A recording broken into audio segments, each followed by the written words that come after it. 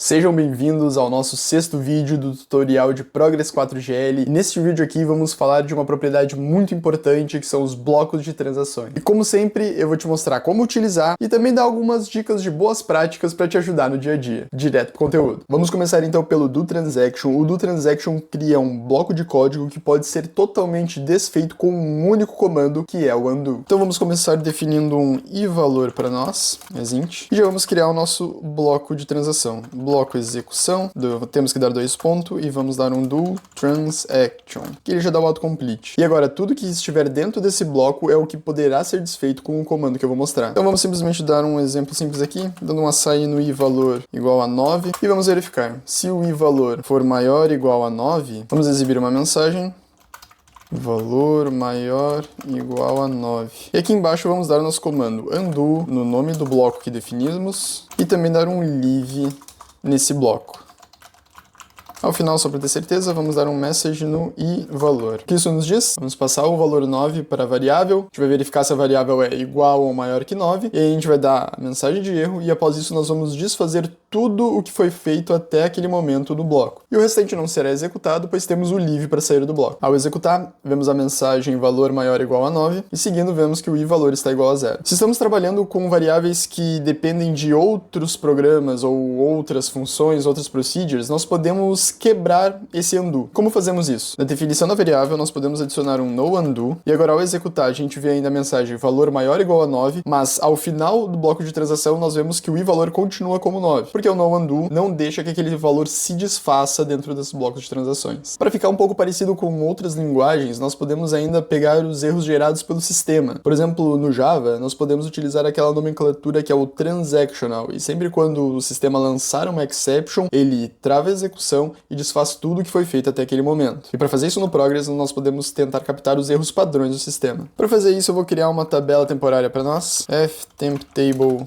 ttclient, somente colocar um field id as int, e vamos criar novamente o nosso bloco execução do transaction. Aqui dentro vamos criar um create client assign client.id igual a 2. Lembrando que aqui é ttclient, né? Então vamos dar um find first na nossa tt client, onde o ttclient .id for igual a 1, 2, 3. Vamos colocar um noError aqui no final para não travar nossa execução. O que vamos fazer agora? Condicional if error status error. Dessa forma, embora com o noError o nosso find não trave a execução, ele ainda vai lançar o erro e nós podemos captar ele com error status. Então aqui dentro vamos simplesmente dar um message, erro no sistema, botão 2 pontos aqui, dá um espaço, e aqui vamos dar um error status, get message. Vamos pegar a primeira mensagem. Novamente, nosso undo, bloco execução, e vamos dar um leave no bloco execução. E ao final, para ver se funcionou, vamos simplesmente dar um find first tt cliente. Ao executar então, ele dá a mensagem erro no sistema junto com a mensagem do erro que o sistema lançou, que é o find first falhou para a tabela de cliente. Então se executarmos agora, nós vemos que ele dá sim o erro, mostrando que não foi criado um cliente. No Progress, ainda é possível criar os próprios erros, tal qual o Java faz com as exceptions, mas particularmente eu nunca vi ninguém utilizando isso na prática porque não é muito performático. E embora os erros sejam tratáveis, nós vimos que na prática os erros, na maioria das vezes, sempre interrompem a execução. Então, por via das dúvidas, é sempre bom utilizar o bom e velho if para verificar os nossos erros. E aproveitando que estamos falando de erro, eu vou mostrar mais um erro para vocês que é muito verificado, que é o erro da existência de arquivos. Vamos apagar tudo que temos aqui, vamos dar um define var, vamos dar um c arquivo s#. Vamos passar esse c arquivo igual a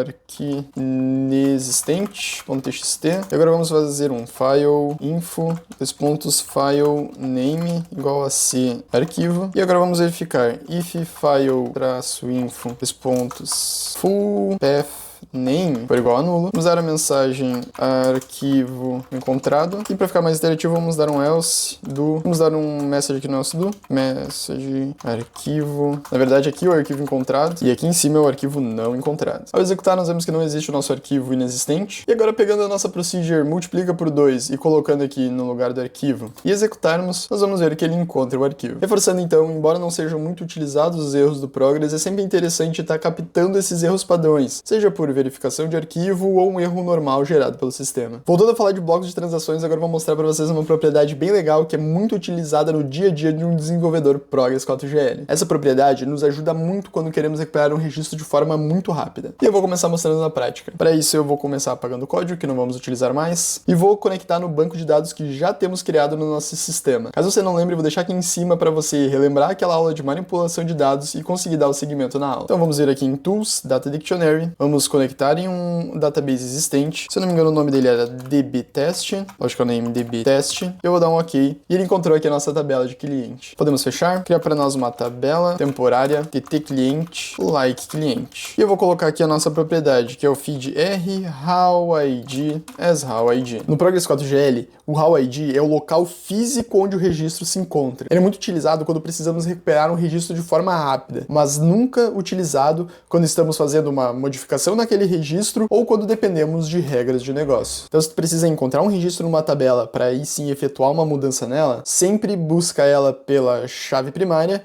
e demais campos para obedecer às regras de negócio. E continuando no nosso exemplo, vamos alterar alguns dados no cliente. Vamos criar aqui o nosso bloco de transação, bloco execução, do transaction. Então aqui dentro vamos dar um find last no cliente que a gente quer mudar, vamos dar um create na ttClient e vamos dar um buffer copy do cliente para ttClient. Lembrando que como a ttClient foi criada como a tabela cliente, é possível a gente utilizar o buffer copy para passar todas as propriedades e campos para aquela tabela temporária. Agora vamos mudar alguns dados da ttClient, iniciando pelo nome, Léo.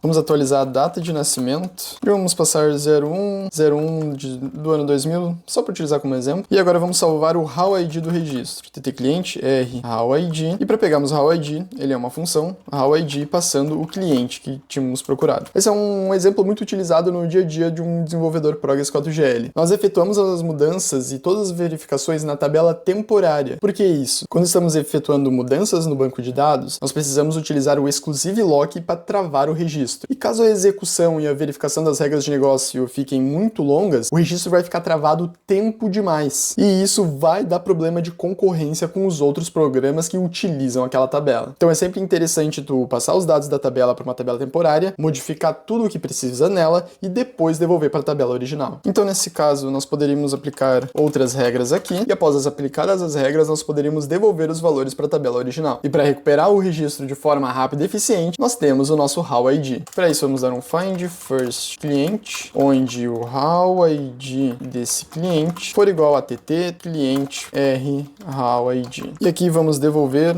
os registros atualizados da ttClient para o cliente original. Lembrando, como agora não estamos utilizando regras de negócio, nós podemos utilizar o howID para recuperar o registro de forma rápida. Dessa forma, o registro de cliente não fica travado durante toda a execução enquanto aplicamos regras de negócios e algumas mudanças, somente aplicando elas no final. Então, nesse caso, poderíamos simplesmente colocar o exclusive lock aqui no final. E agora vamos ver. Se ele encontrou o cliente, vamos fazer uma verificação simples só para ver a idade do cliente. Então vamos colocar aqui if, vamos dar um espaço para ele dar o autocomplete, abre parênteses, vamos lembrar daquela propriedade que é o year, pegando a data de hoje, e vamos simplesmente subtrair pelo ano do cliente, data, nascimento. Fecha parênteses no final. Lembrando que para verificar a quantidade de anos é interessante utilizar também o mês e os dias, mas vamos deixar assim somente por uma questão de idade. Vamos verificar então se a diferença dessas datas é maior que 20, ou no caso, se o cliente tem mais que 20 anos. Nesse caso, vamos exibir uma mensagem, erro ao atualizar o cliente. E aqui vamos dar o nosso undo, bloco execução, leave, bloco execução. Para verificar no final se funcionou, vamos simplesmente dar um for each, cliente, e disp cliente. E por último, só para termos certeza, eu vou adicionar um message aqui no cliente.nome, pular a linha, e mostrar também o cliente.data nascimento atualizado. Ao executar tudo isso, nós vemos que o cliente teve o nome atualizado e a data de nascimento. Lembrando que a data de nascimento está no format padrão do Progress. Se continuarmos, a gente verifica que o cliente tem mais que 20 anos, então ele dá a nossa mensagem de erro ao atualizar o programa, e aí ele vai desfazer todo o código. Se seguirmos na execução, o nosso for each mostra somente os dois clientes criados de nome Ali, mostrando que toda atualização que teve de nome, data de nascimento foi desfeita através do nosso undo. Todo desenvolvedor Progress 4GL precisa estudar e entender como funcionam os blocos de transações. Por se tratar de uma linguagem muito completa pelo fato de possuir o próprio banco de dados, muitas vezes você vai estar trabalhando em mudanças diretamente no banco. Por esse motivo, você precisa utilizar os blocos de transações para assegurar que todas as mudanças sejam feitas de forma segura. E as transações sempre vão nos ajudar a efetuar e desfazer mudanças no banco de dados, obedecendo às regras necessárias. Nesse vídeo aqui, conseguimos entrar um pouquinho mais em algumas aplicações reais do cotidiano de um desenvolvedor Progress 4GL. E para a próxima aula, eu vou mostrar como criar um relatório de logs e como trabalhar com entrada e saída de arquivos. Te vejo lá!